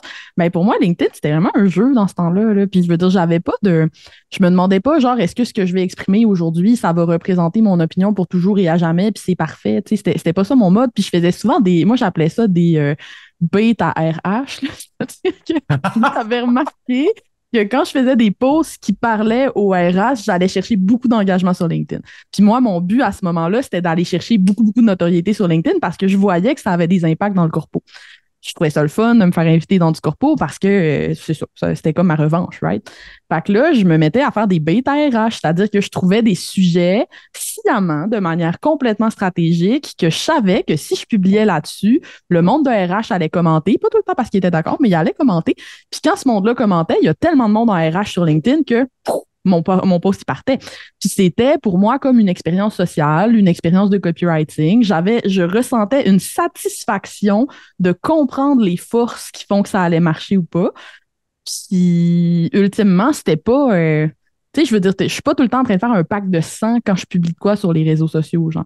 Puis ça, c'est peut-être mon côté rebelle, mais moi, là, le why, le pourquoi, la mission, les valeurs, oui, là, c'est important, là, tes valeurs puis tout le kit. Mais crime, quand on publie sur les réseaux sociaux, c'est aussi pour s'amuser, c'est pour tester des messages. Tu sais, moi, LinkedIn, mettons, c'est vraiment c'est un espace d'A/B testing pour moi, là. Tu sais, je teste des messages, j'essaie des affaires, je pitch des trucs vraiment pas tout le temps parfaitement réfléchis. Puis ça me permet de voir la réaction de gens qui ne sont pas mon client idéal parce qu'ils sont pas tous abonnés à mon infolette, man. Puis c'est comme un focus group, tu sais. Fait que j'ai pas cette espèce d'autocensure-là intense de « Oh mon Dieu, est-ce que cette opinion à la vie, à la mort je l'approuve, puis j'ai pas de honte à faire des fois des posts purement pour aller chercher de l'engagement. Là. Genre, là, je le fais moins parce que je suis moins sur les réseaux sociaux. C'est comme plus nécessaire à ma stratégie. Mais quand ça l'était, c'était le fun. Puis j'aimais ça, moi, les likes. Voilà. Hey, David t'a dit comme les mauvaises raisons. Je pense qu'il n'y a aucune mauvaise raison de aller chercher des likes, aller chercher, utiliser telle stratégie pour faire telle affaire. Je pense qu'il n'y a aucune mauvaise raison. Ça peut être, t'as besoin d'argent, t'as besoin de manger. Tu te dis que si j'arrive à faire ça. Fait que, tu sais, les gens qui vont utiliser une espèce de stratégie moins alignée avec eux, on va dire, là, moins authentique, là. Je peux pas dire que c'est une mauvaise raison. Je peux pas dire que c'est quelque chose qui a été fait de manière pas bien ou genre c'était méchant ou tu sais j'y mets pas de jugement de valeur parce que souvent en arrière c'est que la personne elle a une intention noble de se nourrir, de vivre de sa passion, puis tu sais je veux dire on se fait dire que si tu fais de la stratégie parce que tu sais niveau stratégie parle-moi-en pas là Je suis pas très, je suis pas la meilleure dans ce C'est pas sujet-là. stratégique. Non, pas vraiment. Mais moi, ma stratégie, c'est d'avoir du fun puis du plaisir dans mon entreprise. Fait que c'est ça que je suis, c'est ma stratégie. Mais je trouve que les gens, tu sais, on se fait dire souvent que telle stratégie, c'est d'être authentique, mais si t'as pas envie d'être authentique, si t'as envie comme genre de rentrer dans une boîte puis qu'elle est confortable pendant un temps puis elle t'amène de l'argent, là, vas-y. Je veux dire, embrasse-la, cette boîte-là, là, fais-en ce que tu peux en faire, là. Je veux dire, on porte des... Tu sais, pour certaines personnes, c'est plus facile. Puis, tu sais, écoute, ça va faire 10 ans, 11 ans que je travaille à l'autonome, là. Je veux dire, ça fait pas 10 ans que je suis ça, là. Non, non, c'était pas comme ça au début, là. Quand je parle de mauvaises raisons, je suis d'accord avec toi là, Ouais, à 99%. je suis sûre. Mais il m'est arrivé de voir des posts et de faire wesh, Ouais. c'est donc ben cave. Puis on le sent que la personne, c'est du gros n'importe quoi, là. Ouais. Tu sais, tu dis la personne, elle peut pas. Tu sais, elle peut pas. À mon avis, elle n'est même pas d'accord avec son post, là. Tu sais, ça ne vise juste qu'à provoquer, sauf que ça donne auprès des autres une image ou en tout cas Mhm. tu sais, une mauvaise image de soi-même, là. Tu sais, Oui, moi, mais non, tu sais, en même temps, tu viens de décrire la carrière de Richard Martineau au Journal de Montréal. Tu sais, je veux dire, à un moment donné, ouais, mais si faire Richard du Martineau clic. était entrepreneur, je ferais jamais affaire avec lui. Ouais, mais il y en a que Il y oui. en a d'autres qui Il y seraient en à a qui faire avec lui. triperaient, il y en a qui seraient Peut-être. comme ah, moi, j'en ai rien à foutre, il est fonceur, il dit les vraies Ouais. affaires, puis ça pogne. Tu sais, l'Internet a ça de dégueulasse et fabuleux que tu vas tout le temps trouver ta crowd. Tu sais, Mm. je veux dire, les pas fins, ils sont ensemble, là, il y en a, là. Tu sais, Ah oui, c'est vrai. il y a des groupes misogynes, il y a des groupes. On s'entend, genre, l'Internet, tu vas tout le temps trouver ta crowd. Fait que pour nous, dans nos valeurs, dans notre adéquation de vie, on voit ça, puis on est comme, voyons, ça n'a pas de bon sens. Puis jamais je vais encourager ça, mettons. Mais d'un point de vue économique, mettons, là, puis utilitariste, je suis convaincue que ces personnes-là, ça fonctionne pour elles s'ils le font. Là. Je veux dire, Andrew Tate s'est fait un following intense en étant misogyne sur TikTok. Là. Tu sais, il y a pas de... C'est triste, d'un côté, mais il faut se mettre dans leurs souliers à eux, puis se dire que si on n'avait pas nos valeurs à nous, peut-être qu'on trouverait ça tout à fait normal, ce qu'ils font. C'est ça qui est étrange, en fait. Ouais, si la personne elle fait ça toujours, effectivement qu'éventuellement elle va attirer son crowd. C'est Tu sais, sûr. l'image que j'avais en tête, c'était comme un post qui sortait un peu de nulle part par rapport à la ligne Ouais. éditoriale de la personne. Mais ça, Mais c'est oui, peut-être des erreurs que les gens ben font, tu sais. peut-être que c'est une erreur. Mais tu sais, c'est ça. Des fois, je pense qu'il y a quand même, sans être stratégique, c'est qu'à partir du moment qu'on prend une direction, ben si on va dans cette direction-là, il faut l'assumer à 100%. Ouais. Ou sinon, si c'est sporadique, une journée on l'assume, mais le reste de l'année on l'assume pas, ben là, ça peut devenir un peu incohérent peut-être. Ouais, c'est sûr. Puis il faut être capable de. Tu sais, je pense que quand on énonce des grosses opinions sur Internet, il faut être capable de prendre la critique, les opinions contraires. Puis si tu veux avoir le droit de changer d'avis plus tard, il faut que tu sois capable de t'excuser. Ça, c'est pas à la portée de beaucoup de monde. J'ai vu très peu de créateurs dans tout le temps que j'ai passé sur Internet se rétracter d'une opinion qu'ils ont eue. C'est déjà arrivé. Puis quand les gens le font, c'est très difficile pour eux parce que ça passe par le fait d'accepter le fait qu'ils ont dit une niaiserie. Puis ça, c'est vraiment pas à la portée de tous. Puis je pense que c'est peut-être ça qui nous empêche d'émettre des opinions souvent, là. C'est cette peur-là de s'excuser puis de reconnaître qu'on n'a peut-être pas réfléchi avant de dire quelque chose. Tu sais. Intéressant. Mhm. Intéressant. Ça me fait penser en co-développement. Et là, vous allez dire que je bifurque un peu, là. Mais en co-développement, on fait comme l'exposé du cas. Puis au moment où les personnes nous donnent des critiques, des conseils, ben, il faut pas se justifier, il faut éviter de parler puis écouter. Ouais. C'est très difficile pour la majorité. Puis je pense que c'est exactement pour la même raison qu'on a de la misère à s'excuser, à reconnaître plutôt qu'à s'excuser. C'est ça, c'est que c'est notre ego. C'est notre ego qui veut se justifier. Euh, donc voilà, on arrive à la fin. Donc, je vais vous poser une dernière question par rapport au professionnalisme, tel qu'on le décrit, un peu, qui peut être dans l'apparence, qui peut être dans des éléments plus fondamentaux. à l'authenticité, au fait de accepter ou non de faire des compromis dans notre pratique comme entrepreneur. Quels seraient les conseils ou les éléments qu'on devrait retenir par rapport à tout ça ça peut être un entrepreneur qui débute ou qui veut vraiment comme se démarquer, on en a parlé. Qu'est-ce qu'on devrait retenir de tout ça? Moi, je vais y aller avec mon classique. Vas-y, Quand je parle d'authenticité en conférence depuis mes débuts, je parle tout le temps d'une fonction, pas de fonction, mais un concept mathématique, disons, que j'adore, qui est l'asymptote. Fait que s'il y en a qui veulent le googler, mettons, parce qu'ils nous écoutent en audio, ASYMPTOTE. L'asymptote, c'est vraiment un truc cool en géométrie, OK? Je vous explique. Quand tu as une courbe en mathématiques, OK, qui s'en va dans une direction à l'infini, fait que ta courbe avance dans une direction à l'infini. L'asymptote, c'est la ligne que tu peux tracer qui va tout le temps se rapprocher de la courbe. OK? Tout le temps, tout le temps, tout le temps, tout le temps se rapprocher, se rapprocher, se rapprocher, se rapprocher, sans jamais y toucher. Puis pour moi, cette fonction mathématique-là, ben, c'est vraiment romantique. Là. Je veux dire, come on. C'est comme, c'est comme l'amour. Jamais. Tu touches jamais, mais il se rapproche. C'est le slow burn ever. C'est comme le slow burn des maths, c'est tellement beau, mais on n'embarquera pas là-dedans. Là. Ma poésie des maths, c'est pas le temps à matin. Ce que je veux dire, c'est que pour moi, l'authenticité nous est asymptote. C'est-à-dire qu'on peut tout faire pour s'en rapprocher. On peut chercher, nous aussi, à toucher à cette authenticité-là puis à être 100% vrai. Mais c'est pas vraiment possible, dans le fond. Puis c'est normal parce que le vrai, ça change, parce que nous-mêmes, on n'accepte peut-être pas encore des morceaux de nous. Puis il faut pas voir l'authenticité comme un but à atteindre. Pour moi, c'est un chemin sur lequel on marche. C'est quelque chose de quoi on se rapproche petit à petit. Puis c'est normal que ce qui était authentique pour Aimée il y a 10 ans, ce qu'il l'est aujourd'hui, alors qu'elle est plus confiante, plus avancée dans sa carrière, plus vraie, plus elle-même aussi, parce qu'en vieillissant, on apprend à se connaître, mais que son authenticité change. Puis ça serait ça mon conseil final. Super. Je voudrais pas être pris pour passer après Alex, après ce que je viens de dire. Ça me fait penser à un humoriste dans le line-up qui est juste après Louis-José Hood. Bonne chance, mon homme. Super! Ben, je vais me risquer, moi. Je vais y aller. Vas-y, Marjorie. Tu sais, Alex, moi, j'ai fait sa certification, puis c'est quelque chose qu'elle a même enseigné dans sa formation principale en copywriting pour les entrepreneurs, mais une équation qui est authenticité plus empathie égale résonance. Puis pour moi, l'authenticité, je l'ai vraiment souvent associée à la voix unique, le concept de la voix unique.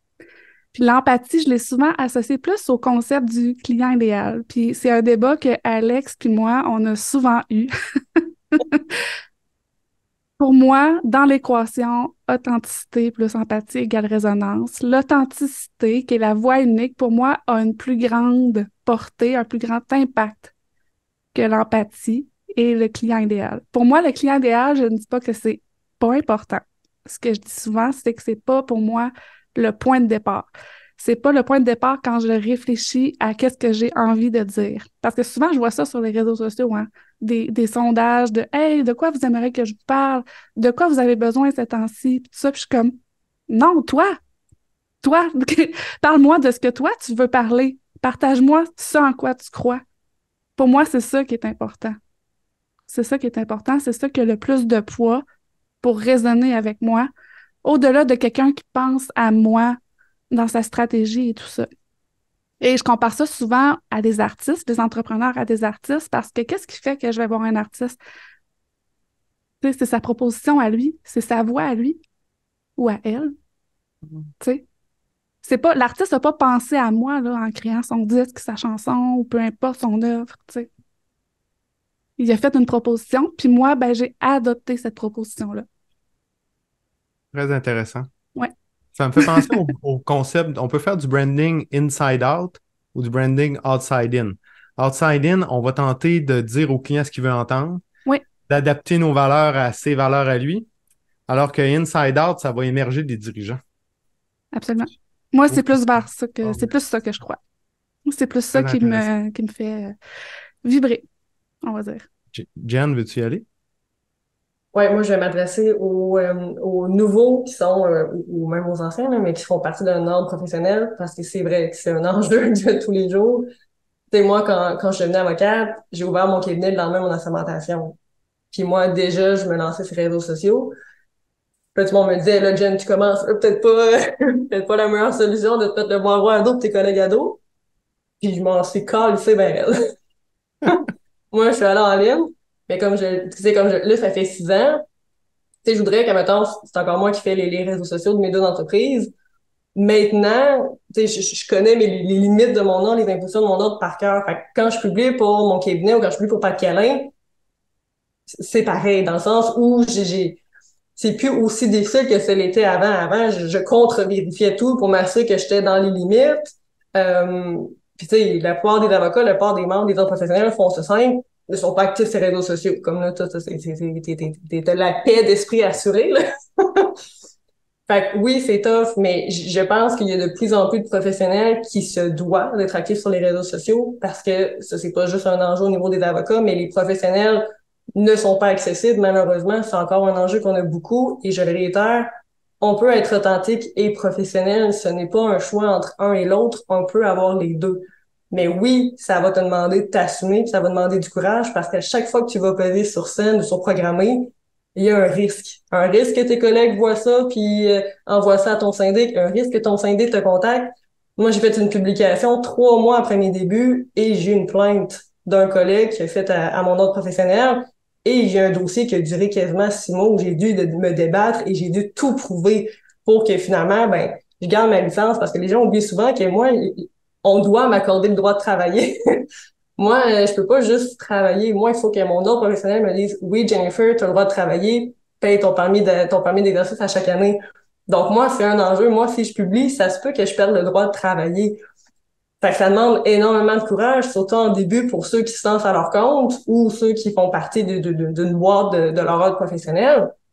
C'est un enjeu, mais je pense que ça vaut la peine qu'il y ait de plus en plus de professionnels qui aient ce courage-là et qui puissent savoir qu'être authentique et professionnel ensemble, c'est possible.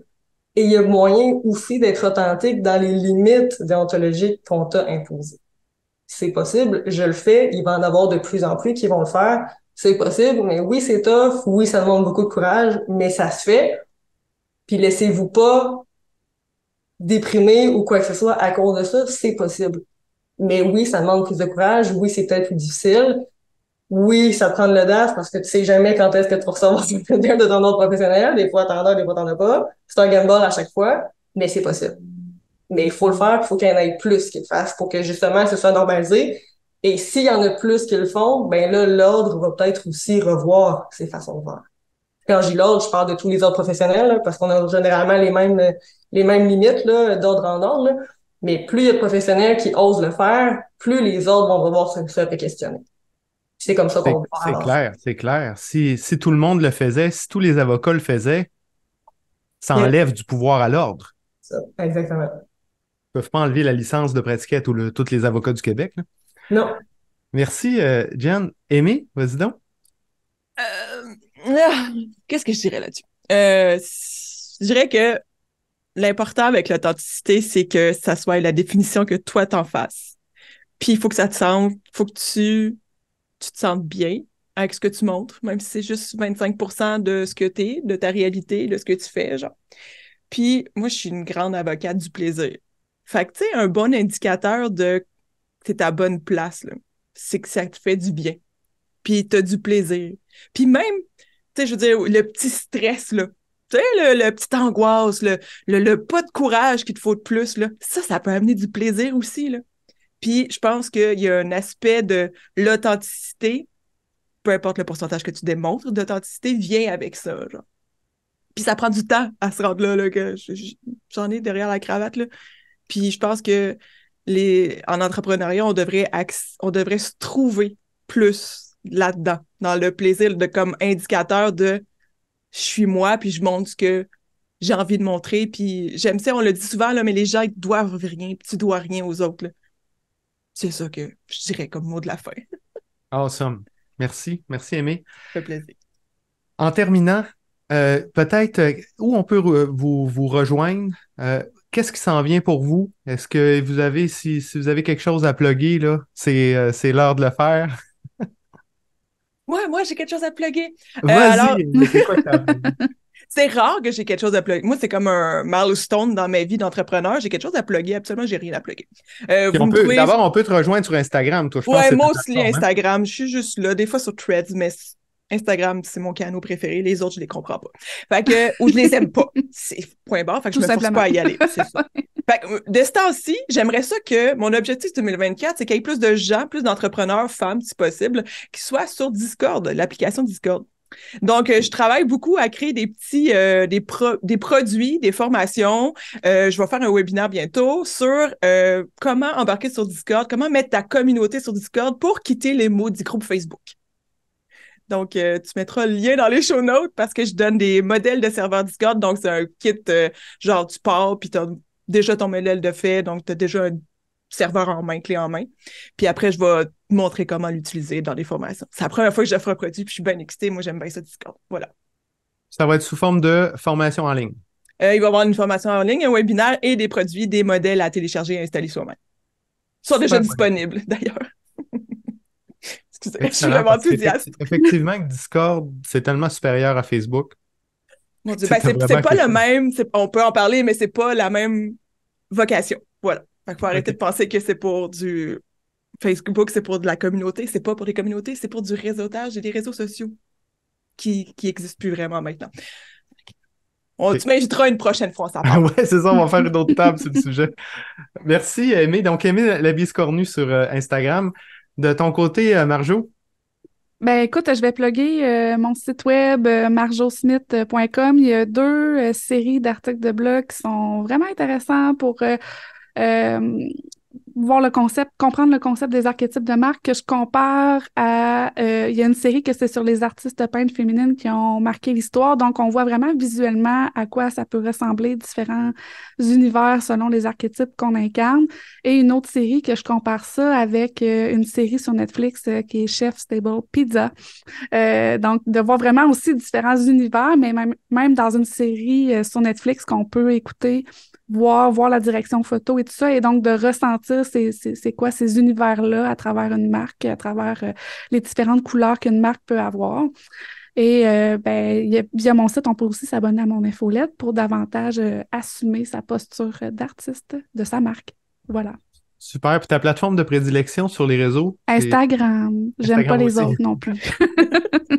Marjo Smith sur Instagram. Super. Jennifer, de ton côté? Yes, ben moi, je vais plugger mes prochains ateliers gang dans l'Empire Solo. Alors, le 7 décembre et 14 décembre, les 2 prochains jeudis, on va parler des structures juridiques pour les entrepreneurs, les solopreneurs et des contrats commerciaux. Donc, on se rappellera, les avocats ne font pas peur. On a besoin d'être bien protégés si on veut une entreprise qui va bien aller pour le futur. C'est là pour ça. Donc, c'est pas juste quand on est dans la misère qu'on va voir son avocat, on va voir ça dès le début. Sinon, mon site web, jennifergayavocate.com, donc avocate en droit des affaires. Ok, t'as besoin d'un avocat en droit des affaires, on est là depuis 2017. Moi, je suis active Facebook, Instagram, LinkedIn, Jennifer Gay Avocate, tout simplement. Tu as des articles de blog aussi très intéressants sur ton site. Hein? Je sais pas combien tu en as, mais J'en très pertinent. 1 à 2 par mois depuis 6 ans. Fait que il y a de la lecture à faire là-dessus. De l'information juridique gratos, légale, permis par mon ordre. Fait que consommer ça sans modération, c'est permis. Beaucoup d'e-books aussi. J'ai même un outil gratuit que j'ai fait grâce à Alexandra. Parce qu'elle a fait, bref, une cohorte là, pour créer une gratuité. Donc, ce qui est un démêleur de contrats. Donc, si tu démarres ou tu es déjà en activité, puis tu sais pas trop quel contrat commercial tu vas en avoir besoin, on va s'en reparler dans mon atelier, gang, sur les contrats commerciaux là, dans 2 semaines. Mais donc, c'est un espèce de démêleur de contrat, donc pour t'aider à identifier c'est quoi les contrats que tu as besoin à mettre en place dans ton entreprise. En fonction, c'est vraiment un petit labyrinthe là, super ludique, accessible gratuitement, tu n'as même pas de courriel à me laisser. Donc, ça va vraiment t'aider à savoir quel contrat tu as besoin, puis ça va te donner aussi une espèce de checklist, là, donc dans quel ordre là, les faire peut-être. Super. Ta plateforme, c'est LinkedIn numéro 1? Je suis pas mal légal ces 3, fait que celui que tu veux. C'est bon. Et toi, Alexandra, de ton côté? Moi, de mon côté, I guess que je vais plugger la machine à écrire, qui est mon atelier sur l'IA. On est rendu, en comptant mes inscrits de l'année passée, qui ont accès aussi à plus de 300 inscrits. Fait que je suis vraiment excitée. Fait que la machine à écrire, qui est mon atelier sur l'IA, je mettrai le lien dans les commentaires. Si tu crées beaucoup de contenu, que tu sais déjà créer du bon contenu aussi parce que c'est pas un cours de copywriting, mais que tu as envie de t'aider avec ChatGPT, c'est pas mal. Ça va être délicieux, honnêtement. Là. Moi, je suis bonne pour me trouver bonne, là, mais ça va être bon.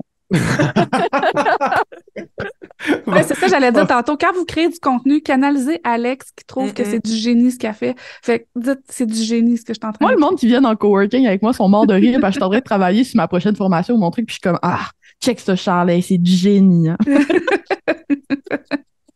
C'est correct, mais ce qui est le plus le fun, c'est quoi? C'est que c'est en phase avec ce que le monde pense de tes choses aussi, qui pense réellement que c'est du génie. Ben, c'est ce que je disais. Quand on dadon. s'assume, ça transperce après. C'est ça que je disais. C'est ça que je dis depuis le début. C'est important, mais Ouais, c'est sa plus grande cheerleader aussi. Tu sais, moi, je ris de mes blagues, puis je trouve que tout ce que je fais, je suis hot, là, puis il fait. Exact. C'est toi qui vas t'en donner, là. Ah oui, c'est ça. Moi aussi, je me trouve drôle. Hey, dernière mini-anecdote, là, mais j'ai engagé quelqu'un pour faire une grosse méga séquence de courriels qui a relu tous mes anciens courriels que j'ai écrits dans les 4 dernières années, genre. Puis là, elle les a classés par catégorie dans un mind map. Puis je les relisais, puis je me rappelais plus de rien que j'ai écrit parce que moi, j'ai une mémoire horrible. Puis je me trouvais tellement bonne puis drôle. Là. Tu sais, là, c'était hilarant. Là. Genre, toutes les jokes que je faisais, j'étais comme Fait que trouvez-vous drôle d'ailleurs. Ça va-tu finir dans un prochain livre? T'as-tu un projet de... Ah, ben je pense que tu en avais soumis un pour l'intelligence artificielle. J'ai un projet de livre en ce moment sur le copywriting, mais qui est sur pause parce que j'ai eu une année 2023 quand même rochante à plusieurs niveaux dans ma vie perso. J'ai des membres de ma famille qui sont tombés malades, tout ça. Fait que pour l'instant, mon projet d'édition de ce deuxième livre est sur pause, mais mon éditrice m'aime et aimerait bien gros faire un deuxième livre avec moi. Fait que c'est pas abandonné, c'est juste sur la glace. OK. Awesome. Ta plateforme sur LinkedIn, Insta? Ouais, je j'ai pense que recommencé c'est à publier un peu sur LinkedIn, mais si vraiment tu veux rester en contact avec moi tout le temps, c'est dans mon membership Joyeux Chaos ou mon infolettre. Parce que les réseaux sociaux, je suis comme pas une très bonne publieuse de réseaux sociaux ces temps-ci. super. Merci. Merci énormément à vous quatre. Ça a été vraiment très intéressant. Ça a été riche d'apprentissage. Donc, merci d'avoir fait ça avec moi. À tout le monde, je vous dis à la prochaine pour une prochaine table de discussion dans 2 semaines. Bye bye. Merci. Bye.